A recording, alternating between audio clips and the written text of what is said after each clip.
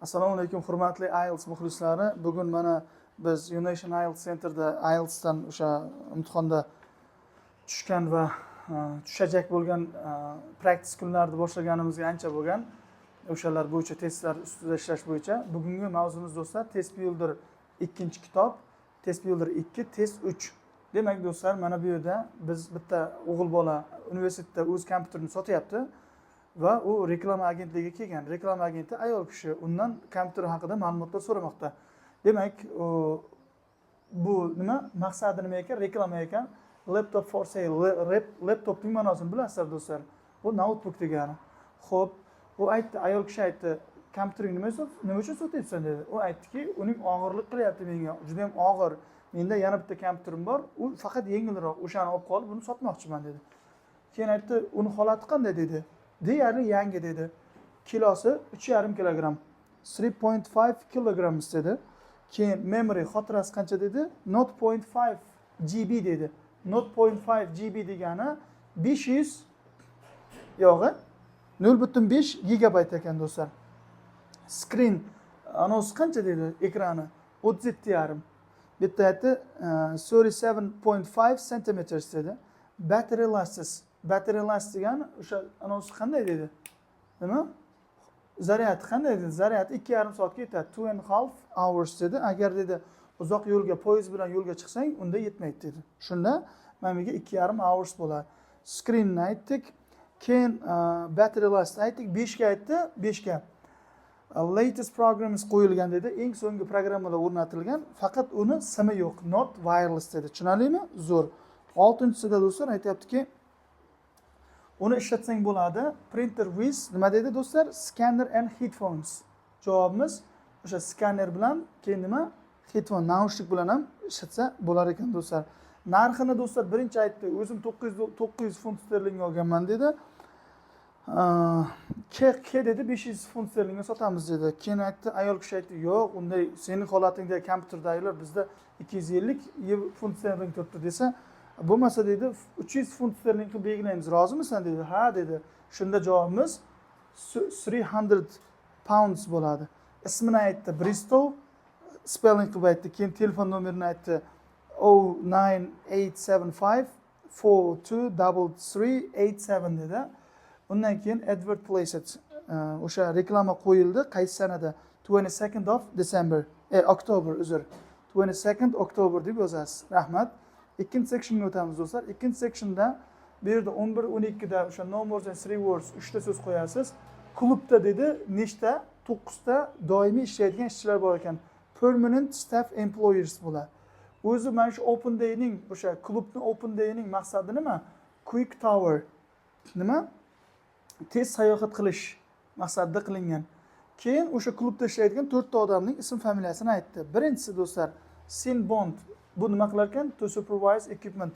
Jihozlarni qayerga qo'yishni aytar ekan. Margaret Lloyd. Bu oversee training bo'yicha mas'ul xodim ekan.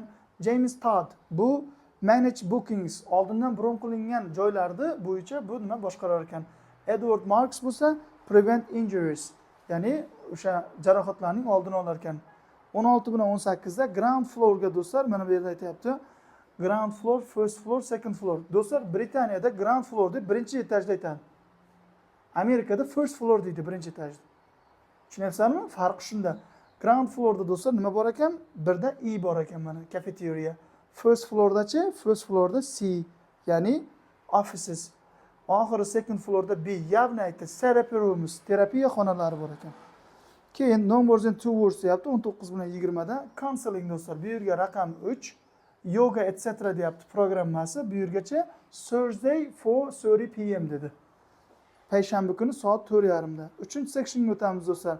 Bu yerda bitta o'sha prezentatsiya qilingan proyekt bo'yicha shuning deyapti, ikkita talabaning fikrini bitta professor so'rayapti. Birinchi talaba Mark. Birinchi o'sha professor o'sha robotik robotlar haqidagi o'sha proyektni sanasini aytib ketdi. 2nd of December dedi. 2nd December bo'ladi javobi. Mark do'stlar birinchisiga 22 ga nima dedi do'stlar? Mark aytdi work it well. Yaxshi, menga hamma narsasi yo'q dedi. Anda bu yerda pretenziya bildiryapti.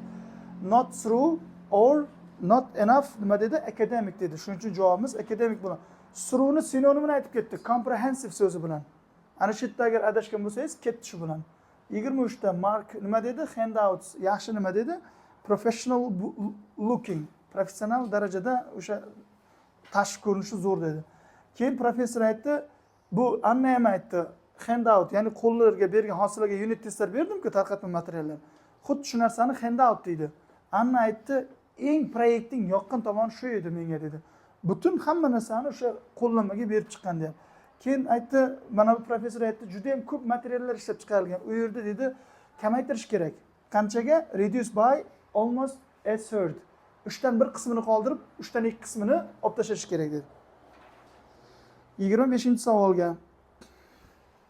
PowerPoint slides not in nima dedi? Sequence. Ya'ni nima? O'sha ketma-ketlikda kelmagan dedi. 26ga. Overestimated technical ability. Qisqasi bu Anna bunaqa proyektni kutmagan ekanda va buni mensimagan tarzda o'sha e'tibor bermagan ekan. Keyingisiga e'tibor beraman dedi. Tushunyapsizlarmi? 27 set out, clearly set out joylashtirilgan degani. 28 performance was average, o'rtacha. 29ga nima bo'ldi do'stlar? Needs the most improvement. Eng katta o'sha o'zgarish qilish kerak bu yerda dedi. Keyin Markdan aytdi, 10 ballik shkalada o'sha proyektni slaydda ko'rsatib berganiga necha ball qo'yasan dedi. Mark aytdi 6 dedi. Anna aytdi 7 dedi. Shunda mana bu 30ga 7 degan sonda ham yozsangiz bo'ladi. Raqamda yozsangiz ham bo'ladi, chunki tepaga yozib qo'yibdi. No more than 3 words or a number deb. Sonda ham, so'zda ham yozsa bo'ladi javobini. Tushunarlimi? 4-sectionga o'tamiz. 4-sectionda do'stlar, bitta business center ochilibdi bir joyda. O'sha business center ochilgandan so'ng o'sha business center ochilgandan so'ng odamlar kela boshlabdi, o'sha startaplar, ya'ni yangi biznes boshlagan odamlar, yoshlar ko'proq, universitetni bitirganlar. Ularda nima muammo bo'lgan ekan? Enormous problems, juda ko'p muammolar bilan duch kelgan ekan o'sha business center ochilgunga qadar. Bular kelib shunga shikoyat qilyapti, bizda shunday muammolar bor deb. Keyin o'sha markaz, biznes markaz, o'sha consulting markaz nimaga e'tibor berar ekan? Business that have just startup. Endigina boshlangan o'sha bizneslarga e'tibor berar ekan. Snapshot research was carried out by telephone. Snapshotdagi o'sha tadqiqot telefonlar orqali yig'ilmoqda. B bo'la. 34 aytdi, o'sha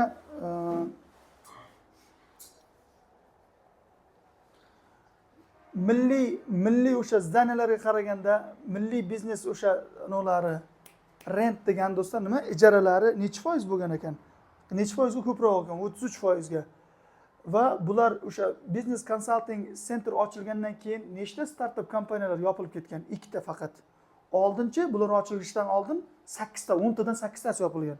Bular ochilgandan keyin 10 tadan 2 tasi yopilgan. Bu juda katta o'zgarish degan. Bu degan 80% o'sishga erishdi degan. To'g'rimi? Yoki 60%. 60% o'sishga erishdi degan. Chunki 8 tasini asrab qolyapti, 2 tasi yopilib ketyapti. Oldinchi 8 tasi yopilgan, 2 tasi asrab qolingan. Shunda minus qilsalaring 60% o'sishga erishib bo'ladi. Tushunarlimi do'stlar?